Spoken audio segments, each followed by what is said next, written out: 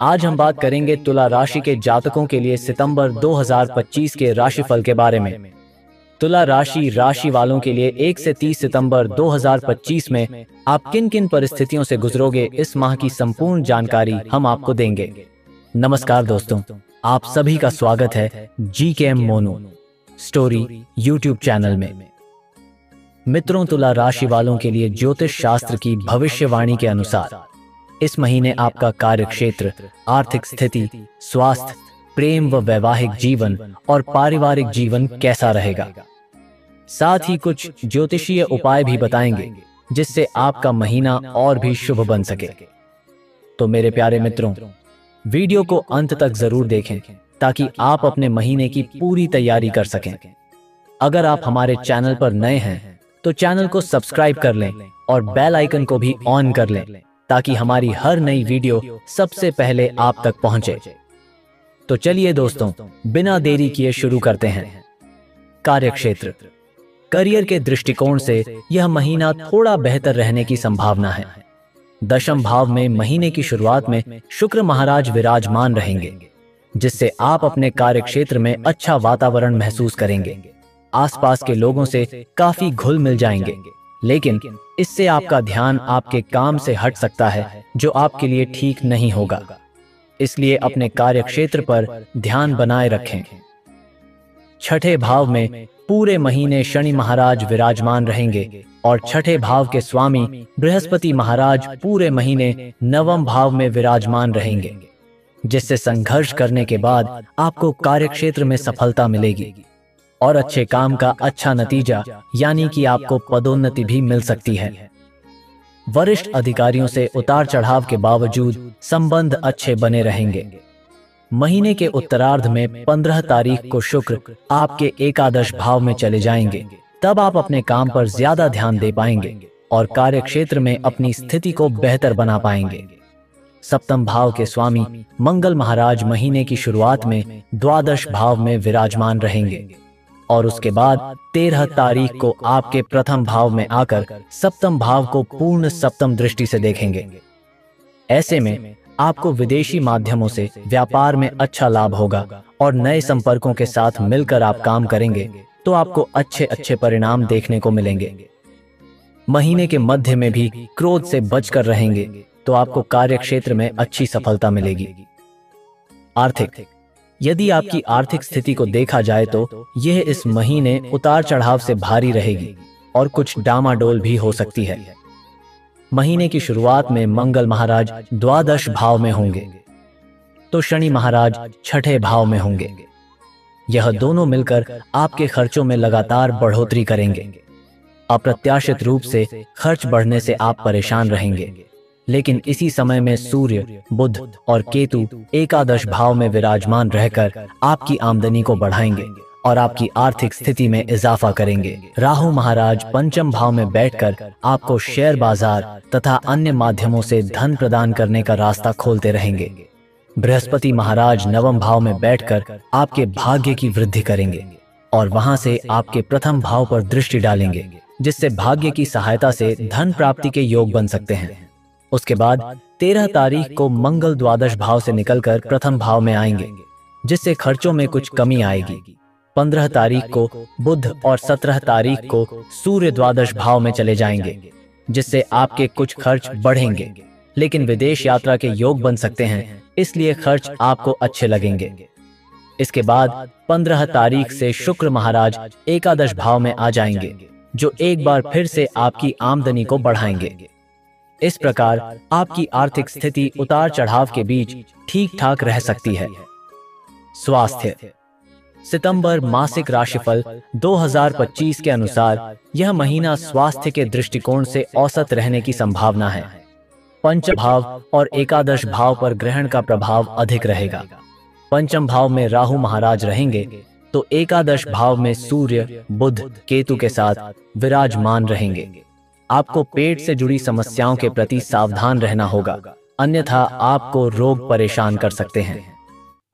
शनि महाराज छठे भाव में रहेंगे, जो बहुत ज्यादा समस्या तो उत्पन्न नहीं करेंगे, लेकिन मंगल की दृष्टि उन पर होने से आपके शरीर में कहीं गांठ की समस्या हो सकती है।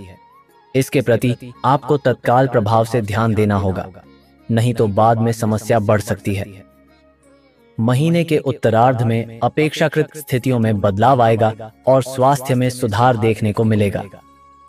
आप भी अपने शारीरिक स्वास्थ्य को बेहतर बनाने के लिए लगातार प्रयास करते हुए नजर आएंगे। आप कसरत या प्राणायाम करने पर ज्यादा ध्यान केंद्रित करेंगे। साथ ही अपने स्वास्थ्य को कैसे बेहतर बनाएं, इस पर आपका ध्यान रहेगा। इससे जो थोड़ी बहुत स्वास्थ्य समस्याएं बची होगी वह भी धीरे धीरे समाप्त हो जाएंगी। सुबह की सैर करने की आदत आपको बहुत कुछ प्रदान करेगी और अच्छा स्वास्थ्य सबसे अच्छी चीजों में से है जो आपको उसके बाद मिल सकता है। प्रेम व वैवाहिक। यदि आपके प्रेम संबंधों की बात करें तो महीने की शुरुआत बहुत कठिन रहने वाली है। पंचम भाव में राहु महाराज विराजमान रहेंगे। एकादश भाव में सूर्य और बुध बैठकर पंचम भाव को देखेंगे, जबकि पंचमेश शनि पूरे महीने छठे भाव में रहेंगे और नवम भाव में बैठे बृहस्पति महाराज की दृष्टि पूरे महीने पंचम भाव पर रहेगी। ऐसे में प्रेम के मामलों में आपको परेशानियां झेलनी पड़ेंगी। आपसी मतभेद बढ़ सकते हैं, लेकिन बुद्धिमानी का परिचय देते हुए और उम्र के अनुसार अच्छा व्यवहार करने के कारण आप अपने रिश्ते को संभाल पाएंगे। आपको किसी अच्छे समझदार व्यक्ति का आशीर्वाद मिलेगा और ईश्वर की कृपा भी आपके साथ रहेगी, जिससे आपका रिश्ता चलता रहेगा। आपको स्वयं को ही सुधारने पर ध्यान देना होगा। 15 तारीख को बुध ग्रह और 17 तारीख को सूर्य देव दोनों ही द्वादश भाव में चले जाएंगे, लेकिन 15 तारीख को शुक्र आपके एकादश भाव में आकर पंचम भाव को देखेंगे, जो आपके रिश्ते में प्रेम को बढ़ाएंगे और आपका प्रेम संबंध प्रगाढ़ होगा। वैवाहिक जातकों की बात करें तो सप्तम भाव के स्वामी मंगल महाराज महीने की शुरुआत में द्वादश भाव में विराजमान रहेंगे, जो रिश्तों में तनाव और टकराव को बार बार बढ़ाते रहेंगे। आपसी कहासुनी और अहम का टकराव होने से रिश्ता बिगड़ेगा, लेकिन 13 तारीख से मंगल प्रथम भाव में आकर सप्तम भाव को देखेंगे, जिससे यह समस्याएं कुछ हद तक कम हो सकती हैं। फिर भी आपको सावधानी बरतनी चाहिए। पारिवारिक। सितंबर मासिक राशिफल 2025 के अनुसार यह महीना पारिवारिक जीवन के लिए ठीक ठाक रहने की संभावना है। शुक्र महाराज महीने की शुरुआत में दशम भाव में बैठकर चतुर्थ भाव को देखेंगे, जिससे रिश्तों में मधुरता और प्रेम बढ़ेगा। आपसी सामंजस्य भी बेहतर होगा। आपकी राशि पर पूरे महीने बृहस्पति महाराज की दृष्टि होगी और पंचम भाव पर भी, जिससे संतान की भी देखभाल होगी। साथ ही आप सही निर्णय लेकर परिवार की स्थिति को संभालेंगे। दूसरे भाव के स्वामी मंगल महाराज महीने की शुरुआत में तो आदर्श भाव में होंगे, जिससे पारिवारिक खर्च बढ़ेंगे, लेकिन उसके बाद 13 तारीख को आपके प्रथम भाव में आ जाएंगे और ऐसे में परिवार के लोग कार्यों में आपकी मदद करेंगे, लेकिन आपको गुस्से से बचना होगा, क्योंकि यह आपके रिश्तों को बिगाड़ सकता है। तीसरे भाव के स्वामी बृहस्पति महाराज पूरे महीने नवंबर में विराजमान रहेंगे, जिससे भाई बहन आपके साथ मददगार बनकर खड़े रहेंगे। आपके हर काम में आपकी मदद करेंगे। आपके व्यापार को आगे बढ़ाने या आपके कार्यक्षेत्र में भी आपकी मदद करेंगे। उनके साथ धार्मिक यात्रा पर जाने के योग बनेंगे। आप माता पिता का स्वास्थ्य उत्तम रहेगा और घर में खुशी भरे समय की आहट होगी। आपको बीच बीच में अपने माता पिता की स्वास्थ्य जांच करानी चाहिए। ज्योतिष उपाय।